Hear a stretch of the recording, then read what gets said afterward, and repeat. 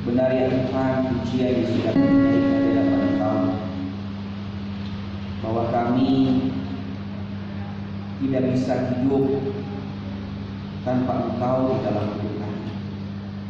Maka dalam hal itu kami saat ini rindu mau hidup sesuai dengan kehendak Tuhan, sehingga kami ya Tuhan, Engkau dapatkan setia di dalam mengiring Engkau di dalam hidup kami. Tuhan berkati setiap kami jemaat Tuhan yang hadir saat ini, dan kami fokus di dalam memahami, mendengarkan sabda Tuhan yang akan kami pelajari secara bersama-sama. Mohon Roh Kudus-Mu mengurapi setiap kami, membuka hati, membuka pikiran kami, memberikan kami hati yang mau menerima kebenaran firman-Mu, sehingga firman-Mu ini ya Tuhan tidak hanya berlalu begitu saja, tapi firman ini dapat mengubah hidup kami ke arah yang Kau kehendaki. Berkati hamba-Mu ya Tuhan yang terbatas dalam berkata-kata di dalam menyampaikan firman ini. Mohon hikmatnya berasal dari Tuhan, sehingga hamba-Mu dapat menyampaikan firman ini sesuai seperti yang kehendaki. Bapa akan serahkan waktu tentang firman ini dari awal ke tengah hingga akhirnya dalam kuasa Tuhan dan kehendak Tuhan menjadi jalan kehendak. Inilah doa kami hanya di dalam nama Tuhan Yesus, untuk selamatkan yang hidup. Kami kita berdoa dan berucap syukur. Amin. Salam, selamat pagi Bapak Ibu. Shalom. Bagaimana kabarnya? Baik. Kita bersyukur kalau pada pagi hari ini atau siang ini kita bisa kembali berada bersama-sama di gereja Tuhan di tempat ini. Kita juga bersyukur kalau Tuhan sudah izinkan kita menginjakkan kaki di bulan yang ketiga di tahun 2023 ini. Baik Bapak Ibu, saudara-saudariku, mari kita membuka Alkitab kita untuk belajar firman Tuhan hari ini yang terambil di dalam Matius, Injil Matius pasal 16 ayatnya yang ke-21 hingga ayatnya yang ke-28. Sekali lagi saya mengajak kita membuka Alkitab kita di dalam Injil Matius pasal 16 ayatnya yang ke-21 hingga ayatnya yang ke-28. Jika sudah menemukan firman Tuhan ini, mari kita baca secara bertanggapan Bapak Ibu. Saya akan membacakan ayatnya yang ke-21. Bapak Ibu, saudara-saudariku membaca ayat 22 hingga sampai nanti kita di ayatnya yang ke-28. Saya mulai dari ayat 21. Sejak waktu itu Yesus mulai menyatakan kepada murid-muridnya bahwa ia harus pergi ke Yerusalem dan menanggung banyak penderitaan dari pihak tua-tua, imam-imam kepala, dan ahli-ahli Taurat, lalu dibunuh dan dibangkitkan pada hari ketiga. Tetapi Yesus sampai dan berkata, katanya, Tuhan kiranya Allah menjauhkan dariku. Hal itu sekali-kali akan Maka Yesus berpaling dan berkata kepada Petrus, "Dengarlah iblis, engkau suatu batu sandungan bagiku, sebab engkau bukan memikirkan apa yang dipikirkan Allah, melainkan apa yang dipikirkan manusia."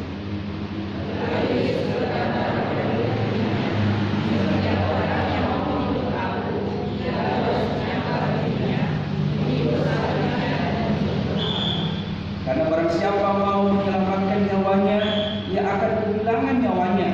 Tapi barang siapa kehilangan nyawanya karena aku, dia akan memperoleh.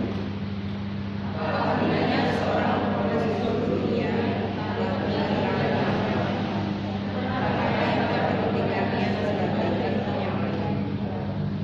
Sebab anak manusia akan datang dalam kemuliaan Bapaknya diiringi malaikat-malaikatnya. Pada waktu itu ia akan membalas setiap orang menurut perbuatannya. Aku berkata kepadamu, sesungguhnya dalam orang-orang yang ada yang akan mati susu mereka pada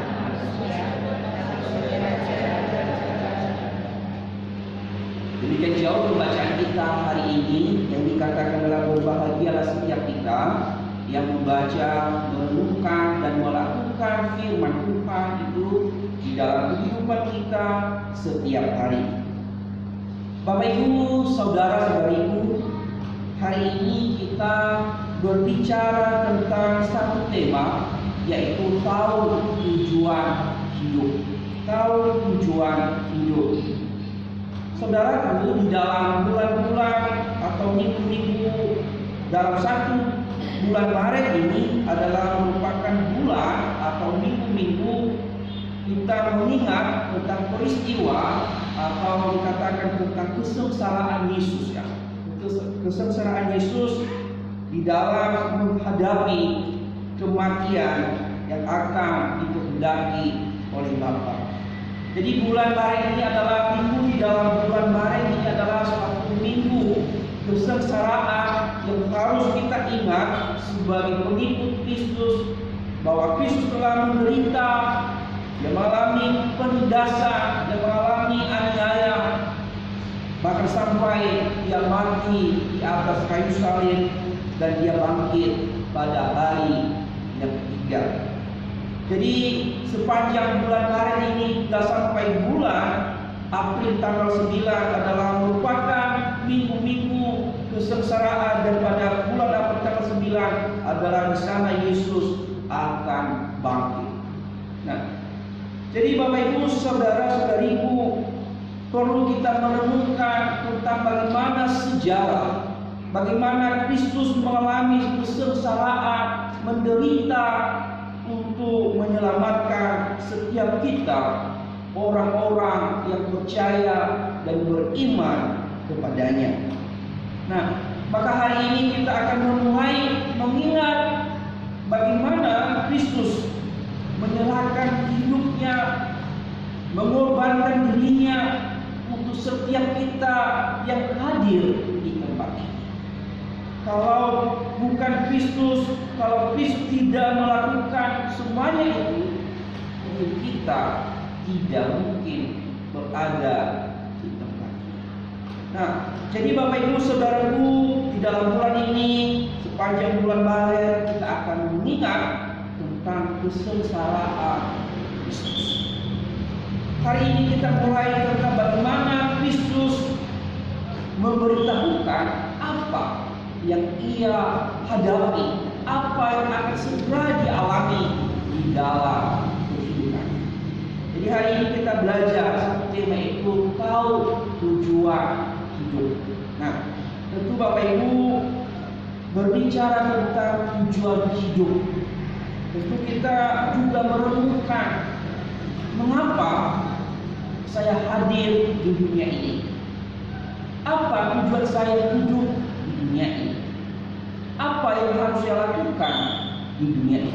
Untuk ini pertanyaan-pertanyaan ini adalah supaya kita mengerti, memahami apa tujuan hidup kita hadir ada di dunia ini. Nah, ada banyak di antara kita atau ada banyak orang-orang tidak mengerti, tidak memahami mengapa sih dia hidup di dunia ini. Mengapa dia berada di dunia ini? Apa tujuan hidup itu ada? Maka hari ini kita belajar lewat pernyataan Kristus bagaimana dia memahami, mengerti tentang tujuan hidup. Bapak Ibu mungkin pernah mendengarkan kata atau bentuk kalimat tanya yang mungkin seperti ini. Pertanyaannya Bapak Ibu, makan untuk hidup atau hidup untuk makan? Mungkin pertanyaan ini seringkali kita dengar, atau juga pertanyaan ini kita langsung ditanyakan oleh seseorang yang mengatakan makan untuk hidup atau hidup untuk makan. Nah, mungkin juga bagi kita yang mendengarkan pertanyaan ini menganggap pertanyaan yang sepele, ya. Pertanyaan yang sepele, mungkin pertanyaan yang hanya untuk anak-anak, mungkin juga pertanyaan dianggap sebagai hanya guyonan, ya. Banyak orang menganggap bahwa pertanyaan ini adalah sebagai guyonan saja.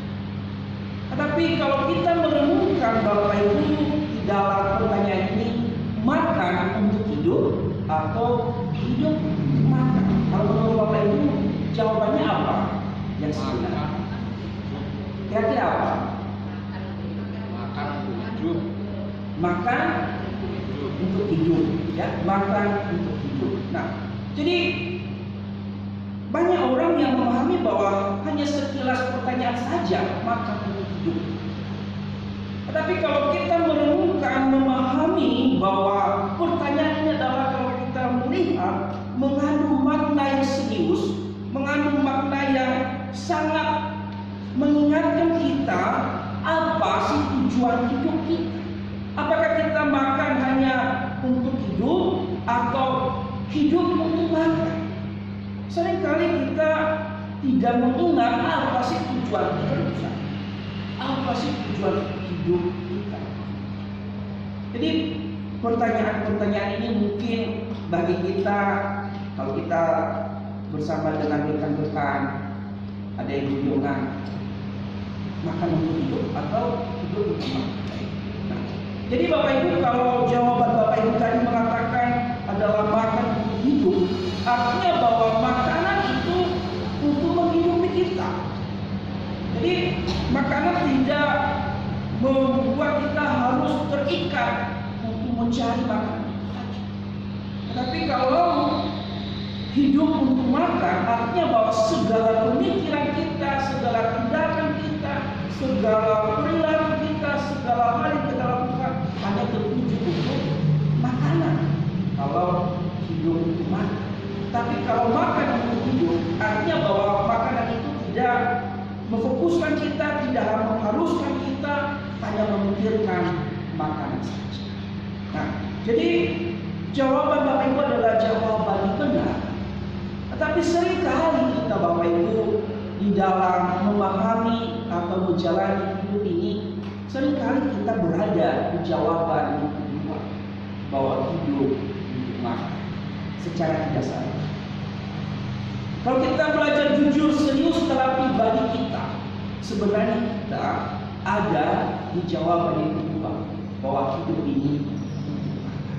Kalau saya mengubah satu pertanyaan lagi Bapak Ibu, bahwa dunia untuk hidup atau hidup untuk dunia.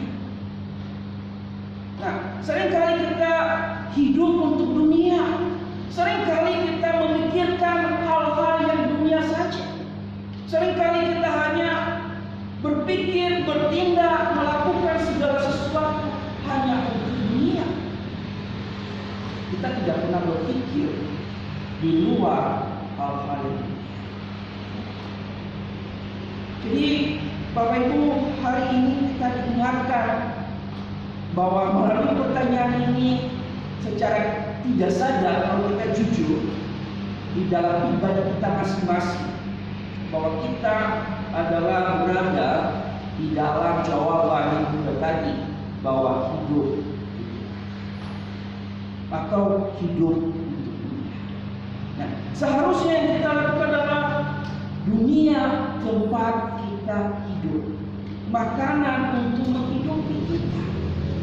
Bukan makanan dan dunia itu mengatur, mengikat kita untuk terus melakukan apa yang dia mau, untuk terus melakukan tindakan-tindakan yang dia mau dalam. Jadi hari ini kita diingatkan bahwa kita tidak boleh hidup untuk dunia. Mereka kita dunia tempat kita untuk hidup, tempat kita untuk berpikir, tempat kita untuk bertindak, melakukan sesuatu hal yang berkenan kepada Tuhan.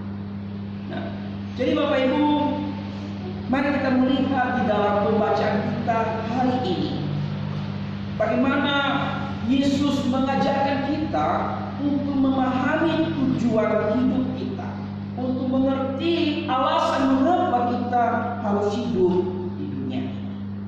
Jadi yang pertama kita melihat bagaimana ketika Yesus memberitahukan tentang tujuan hidupnya, tentang tujuan kehadirannya di dalam dunia. Yesus bukan hanya datang untuk menikmati dunia ini. Tetapi Yesus datang ada satu tujuan yang harus dikerjakan, yang harus dilakukan, yaitu melakukan kehendak Bapa. Apa kehendak Bapa? Yaitu mendamaikan manusia dengan Allah dan menyelamatkan manusia itu dari hukuman dosa. Mari kita perhatikan di dalam ayatnya yang ke-21. Saya dikatakan sejak waktu itu Yesus mulai menyatakan kepada murid-muridnya bahwa ia harus pergi ke Yerusalem dan menanggung banyak penderitaan dari pihak tua-tua, imam-imam kepala, ahli-ahli Taurat, dan lalu dibunuh dan dibangkitkan pada hari yang. Jadi Bapak Ibu saudara-saudariku, ini adalah pemberitahuan Yesus tentang apa yang dia lakukan, tentang apa yang dia kerjakan bagi Bapa. Ini adalah merupakan pemberitahuan yang pertama kali yang dikasih tahu oleh Tuhan Yesus kepada para muridnya. Kalau kita membaca di dalam kitab Injil ini, sebelum Yesus disalibkan mati di atas kayu salib, ada 4 kali Tuhan Yesus memberitahukan tentang apa yang terjadi di dalam hidup, tentang apa tujuan hidupnya kepada para muridnya. Di dalam dia memberitahukan tentang tujuan hidupnya yang harus dia kerjakan di dunia ini. Terlebih dahulu dia memastikan para muridnya mengerti, memahami siapa dirinya, siapa Yesus yang sesungguhnya. Kalau kita memperhatikan bahwa di dalam ayat ini, di dalam perikop sebelumnya Yesus bertanya kepada Petrus, memastikan Petrus atau para murid mengenal Yesus yang sedang bersama-sama dengan mereka saat ini, dan bertanya, siapakah Mesias itu? Siapakah Mesias itu? Kalau kita melihat di dalam perikop sebelumnya ayat 13 sampai ayat 20, di sana Yesus sebelum dia memberitahukan tentang tujuan hidupnya, dia memastikan para muridnya apakah mereka percaya bahwa dia adalah Mesias yang diutus Bapa untuk menyelamatkan dunia.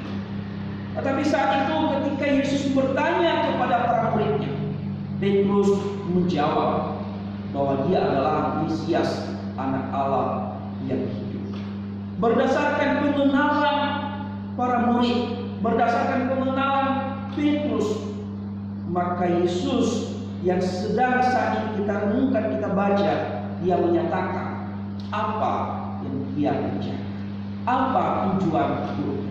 Di sana dikatakan di dalam ayat 21, tujuan Yesus datang ke dunia ini adalah bukan sekedar jalan-jalan, bukan sekedar menikmati dunia Bapak Ibu, tapi dia tahu jelas apa tujuan hidup.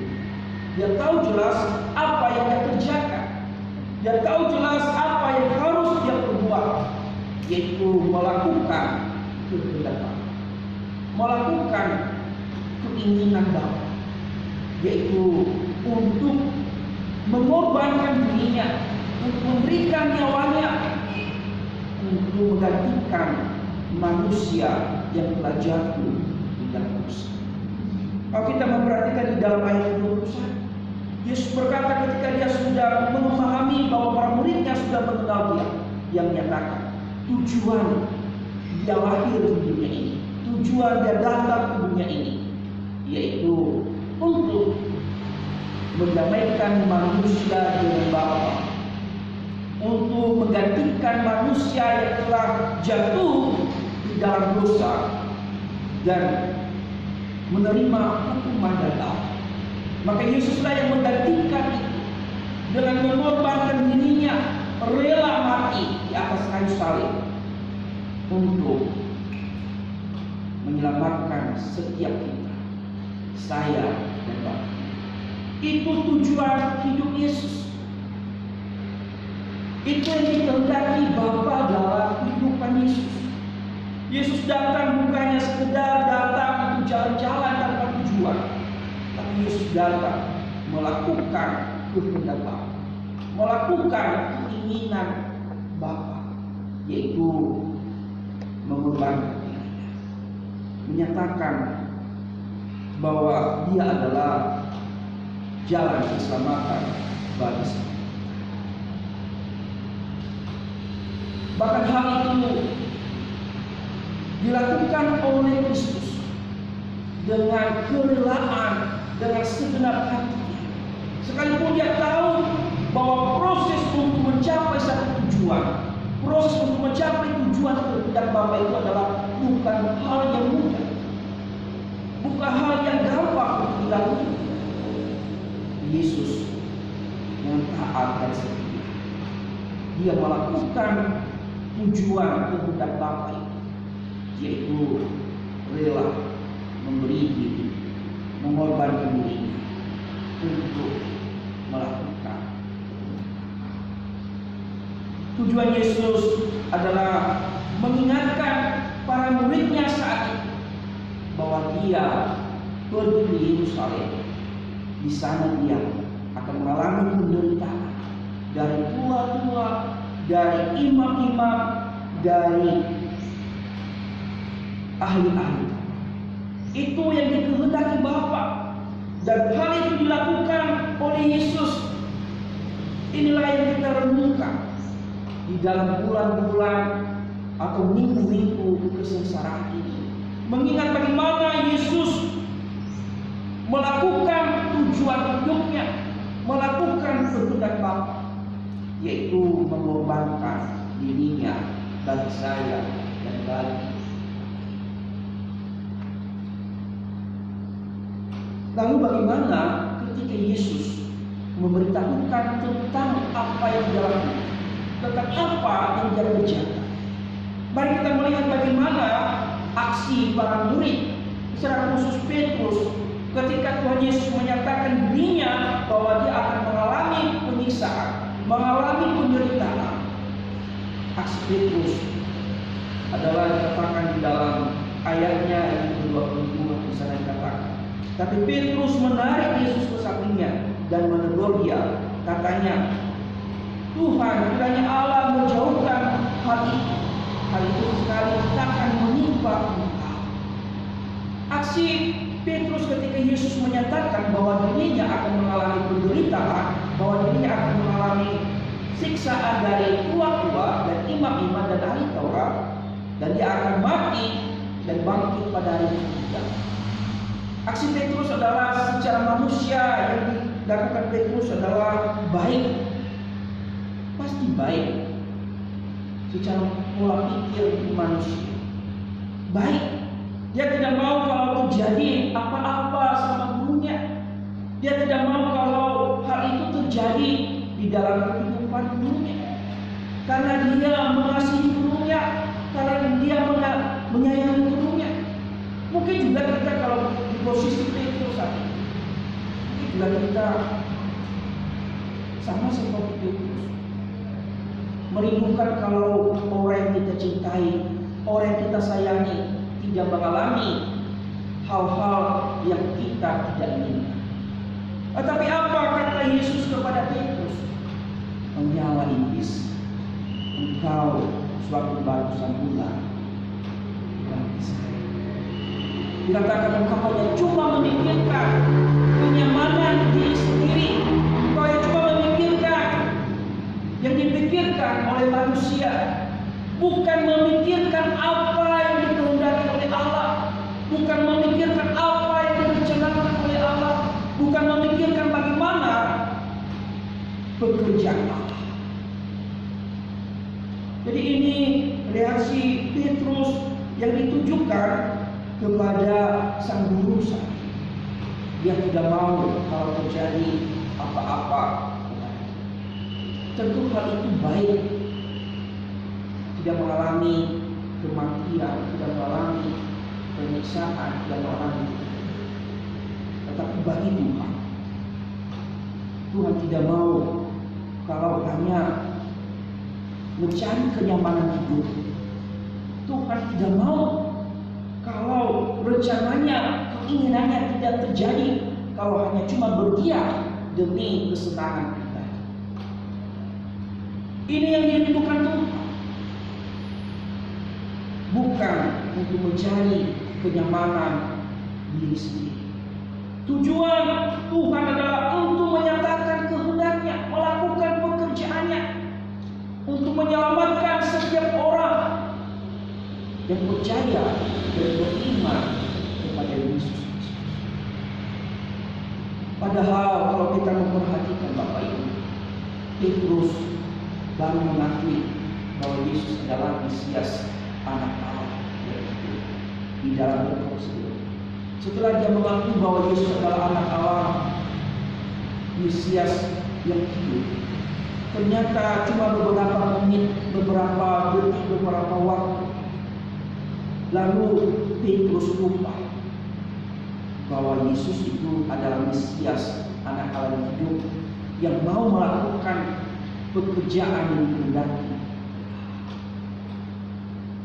Mengapa Petrus begitu lupa tentang pengenalan akan Allah? Mengapa Petrus cepat sekali tidak mengingat bahwa Mesias, Anak Allah itu adalah untuk melakukan penebusan bagi orang-orang yang telah jatuh di dalam dosa? Karena Petrus hanya memikirkan apa yang dipikirkan oleh orang-orang Yahudi pada umumnya saat itu. Di mana orang-orang Yahudi yang berpikir bahwa Mesias yang akan datang itu adalah menjadi raja, pemimpin secara dunia. Tetapi Yesus menyatakan bahwa Mesias yang dijadikan oleh Allah itu bukan sebagai raja yang memimpin secara duniawi. Inilah pola pikir Petrus dan para murid yang masih belum memahami bahwa Yesus bukan datang menjadi raja sebagai pemimpin dunia, tapi dia datang sebagai raja untuk menyelamatkan manusia. Ini kesalahan Petrus. Ini pola pemahaman, pola pikir yang salah tentang pengenalan Petrus atau para murid. Mereka masih berpikir sama seperti orang-orang yang pikirkan dunia. Mereka masih berpikir seperti orang-orang Yahudi yang berpikir bahwa Mesias yang dijanjikan Allah itu adalah sebagai raja yang memimpin di dalam. Lalu kesalahan Petrus yang kedua, Bapak Ibu, ketika dia menegur, menarik Yesus, ketika Yesus menyatakan tujuan hidupnya. Kesalahan kedua adalah Petrus tidak memperhatikan dengan benar apa yang dikatakan oleh Tuhan Yesus. Tidak menelaah dengan benar apa yang disampaikan oleh guru. Petrus hanya menelaah sebagian perkataan Tuhan Yesus. Lalu dengan aksi yang luar biasa dia menegur. Yesus hanya fokus pada kata Yesus yang mengatakan dia akan menderita, dia akan mati. Petrus tidak fokus keseluruhan tentang perkataan Yesus yang menyatakan bahwa pada hari yang ketiga dia akan mati. Ini kesalahan Petrus. Dia hanya merekam atau hanya mengerti perkataan Yesus bahwa dia akan menderita. Hanya fokus pada penderitaan Yesus. Dia tidak memikirkan, tidak fokus pada hari yang ketiga dia akan bangkit untuk kemenangan melawan maut. Ini kesalahan Petrus yang terburu-buru menegur, tapi dia tidak mendengar sepenuhnya apa yang disampaikan oleh Yesus. Ini juga pelajaran bagi kita, Bapak Ibu, sebagai orang-orang percaya. Kita tidak boleh setengah-setengah kita mendengarkan firman Tuhan. Kita tidak boleh sepenggal saja kita menelaah firman Tuhan. Kita harus memperhatikan firman Tuhan dengan benar. Kita harus memperhatikan firman Tuhan dengan sepenuh hati. Kita tidak boleh hanya sepenggal saja kita memahami firman Tuhan. Dan akhirnya kita salah untuk bertindak. Akhirnya kita salah untuk berbuat sama seperti Petrus. Coba bayangkan kalau Petrus memahami baik-baik perkataan Yesus ketika dia menyatakan dirinya bahwa dia harus menderita mati dan bangkit pada hari itu. Pasti Petrus tidak akan bertindak dengan caranya yang berkata Guru, janganlah terjadi itu. Jadi Bapak Ibu, ketika Petrus menegur Yesus, Yesus menyatakan bahwa inilah tujuan hidupnya, inilah yang dia lakukan, inilah kehendak Bapa. Sekalipun itu tidak mudah untuk dilakukan, tapi dia datang turun dari surga untuk melakukan kehendak Bapa. Apa kehendak Bapa?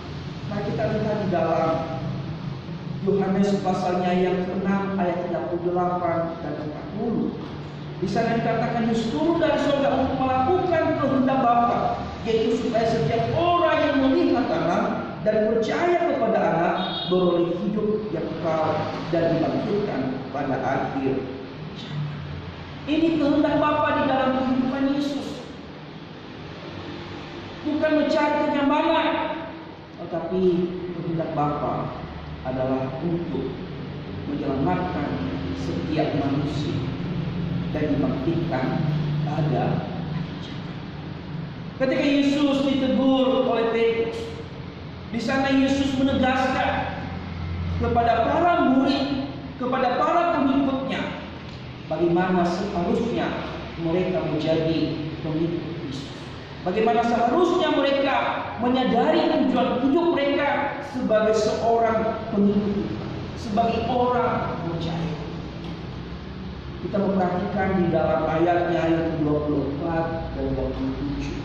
Di sana Tuhan Yesus menegaskan bagaimana kita menjadi seorang pengikut Tuhan yang layak di hadapan Tuhan, menjadi seorang Kristen, menjadi pengikut Tuhan yang layak bagi Tuhan. Dikatakan di sana di dalam ayatnya yang 24.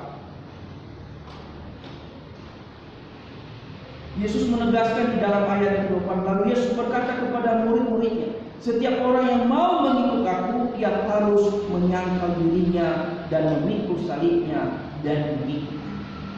Yesus menegaskan bahwa tujuan para murid untuk mengikut Yesus harus melakukan hal ini.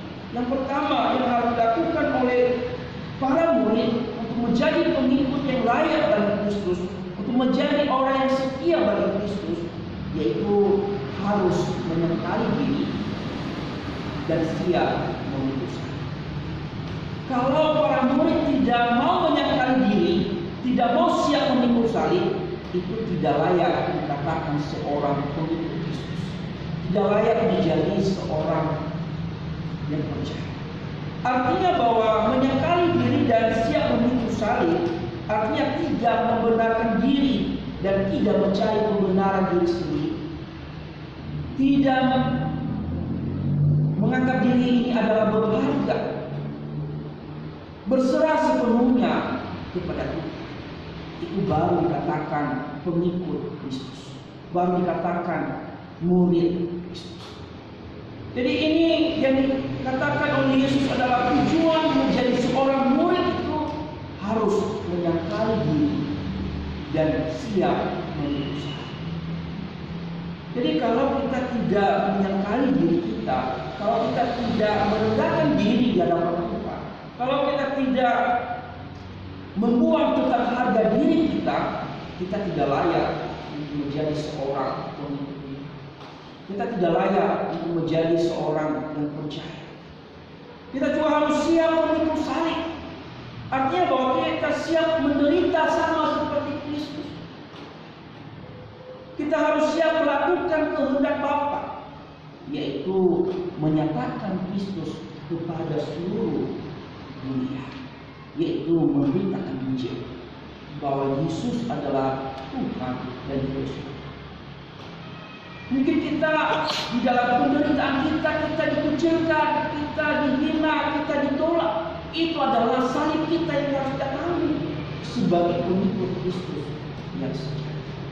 Tapi kalau kita tidak rela menderita, kita tidak rela menanggung salib, kita tidak dikatakan adalah pengikut. Yang kedua, Bapak Ibu, sebagai murid yang layak menjadi pengikut Kristus, dikatakan oleh Yesus harus berani bayar harga.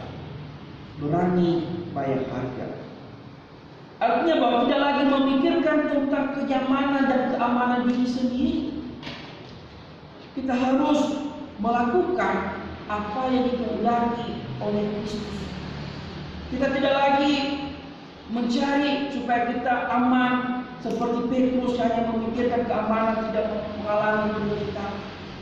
Tapi sebagai murid Kristus, sebagai orang percaya, kita harus berani bayar harga, memberitakan Yesus kepada semua. Jadi Bapak Ibu, inilah yang menjadi tujuan hidup kita, inilah yang menjadi tujuan kehidupan Kristenan, yaitu menyatakan Injil dimanapun, yaitu sama seperti Kristus melakukan kehendak Bapa. Apa kehendak Bapa? Yaitu supaya semua orang dapat mengenal Yesus, supaya semua orang dapat diselamatkan dan dibangkitkan pada akhir zaman. Tentu hal ini menjadi perenungan bagi setiap kita. Apakah kita sudah memahami tujuan hidup kita sebagai orang percaya? Apakah kita sudah memahami tujuan hidup kita sebagai orang Kristen? Jangan sampai kita seperti pertanyaan tadi, kita hanya cuma hidup untuk makan saja, kita hanya hidup untuk dunia saja. Kita tidak berpikir, bertindak untuk melakukan kehendak Bapa. Tentu sebagai orang percaya, kita dipanggil, kita dipilih untuk melakukan kehendak Bapa, untuk melakukan kehendak Bapa, yaitu menyembah Allah, beribadah kepada Allah. Itu tujuan hidup kita. Tujuan hidup kita bukan hanya berjalan santai di dunia, tapi tujuan hidup kita adalah menyembah Allah, hidup serupa dengan Kristus dalam hal berpikir, bertindak. Kita harus sama seperti Kristus. Apa yang dipikirkan Kristus itu yang harus kita pikirkan. Bagaimana kita berpikir seperti Kristus? Kalau Kristus memikirkan bagaimana supaya orang ini bisa selamat, kita juga berpikir bagaimana supaya orang yang baru percaya dapat mengenal. Kita juga harus bertindak untuk melakukan pekerjaan Allah sama seperti Kristus. Ini adalah mungkin tidak mudah untuk kita jalani. Tapi ketika kita sungguh-sungguh berserah kepada Tuhan, kita tahu ada begitu banyak yang harus kita kerjakan di dalam pelayanan kita, secara khusus di GPI. Kita tidak boleh berduduk santai Bapak Ibu. Kita harus memahami tujuan hidup kita, yaitu melakukan pekerjaan. Tentu bagaimana kita melakukan pekerjaan Allah? Tentu di dalam organisasi gereja ini adalah salah satu pekerjaan Allah. Mari kita sebagai orang percaya, mari kita libatkan diri kita, ambil bagian di dalam pekerjaan Allah, supaya gereja ini bisa bertumbuh sehingga dapat memberitakan Injil, sehingga dapat bersaksi kepada orang-orang banyak. Mari kita ambil bagian, mari kita ambil bagian untuk melakukan pekerjaan Allah. Jangan kita menunggu berdiam diri, jangan kita hanya menunggu ada majelis, ada pengurus yang harus bertindak. Tapi sebagai orang percaya, tujuan hidup kita dalam menyembah Allah, memberitakan Injil. Itu di dalam memberitakan Injil perlu sarana, itu di dalam organisasi gereja. Bagaimana kita membangun supaya gereja ini dapat bermisi melakukan misi Allah, yaitu memberitakan Injil, sehingga kita melakukan tujuan kita, yaitu memberitakan Injil, melakukan. Jadi Bapak Ibu saudara-saudari, kita sebagai orang percaya, di dalam 1 Korintus pasal 15 ayat 48, Rasul Paulus menegaskan kepada kita, karena itu saudara-saudaraku yang kekasih, berdirilah teguh, janganlah goyah, dan giatlah selalu dalam pekerjaan Tuhan. Sebab kamu tahu bahwa dalam persekutuan dengan Tuhan, jerih payahmu tidak sia-sia. Hal ini juga ditegaskan oleh Paulus dan Tuhan Yesus dalam ayat 27 tadi, bahwa setiap kita yang melakukan pekerjaan Tuhan, bahwa setiap kita yang melakukan kehendak Tuhan, bahwa Tuhan akan membalas setiap hal yang kita lakukan sesuai dengan apa yang kita kerjakan. Artinya bahwa kita tidak sia-sia untuk melakukan kehendak Tuhan. Kita tidak sia-sia melakukan pekerjaan Tuhan. Ketika kita sungguh-sungguh melakukan pekerjaan Tuhan, Tuhan akan membalaskan semuanya.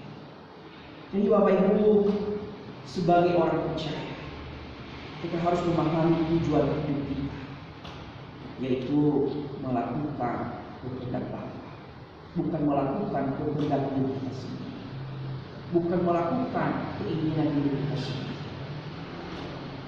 Mengapa ada banyak orang Kristen tidak memahami tujuan hidup, tidak memahami apa sebenarnya dia hidup di dunia ini? Karena hanya memikirkan keinginan diri sendiri. Tapi hari ini kita diingatkan, mari kita memahami tujuan hidup kita. Kalau selama ini kita tidak mengerti tujuan mengapa kita harus hidup di dunia ini, kita diingatkan, kita hidup untuk melakukan pekerjaan, bukan melakukan apa yang benar. Sekali lagi, kita hidup di dunia ini untuk melakukan pekerjaan Tuhan, bukan untuk melakukan keinginan diri sendiri. Sama seperti Kristus, dia melakukan kehendak Bapaknya. Sebagai pengikut Kristus, kita juga harus melakukan kehendak Bapa. Amin. Mari kita berdoa. Bapa yang baik, Bapa yang mengasihi kami bersyukur untuk kebenaran firman Tuhan yang telah mengingatkan kami hari ini tentang apa tujuan hidup kami untuk hidup di dunia ini. Apa tujuan hidup kami dipanggil menjadi orang percaya, orang beriman, yaitu untuk menyenangkan hati Tuhan, untuk menyembah Tuhan, untuk melakukan pekerjaan Tuhan di dalam dunia ini. Bukan untuk melakukan keinginan diri kami, tapi melainkan melakukan apa yang Tuhan mau di dalam hidup kami, yaitu untuk memberitakan Injil, untuk memberitakan Yesus Kristus yang telah mati rela di atas kayu salib itu, sehingga setiap orang yang percaya dapat diselamatkan. Tuhan pakai kami untuk menyatakan tujuan hidup itu kepada orang-orang yang ada di sekitar. Dalam firman-Mu ya Tuhan, menguatkan, meneguhkan kami, memahami tujuan hidup kami di hadapan-Mu. Ini doa kami hanya di dalam nama Tuhan Yesus, Tuhan kami hidup, kami berdoa dan mengucap syukur. Kami bagikan kepada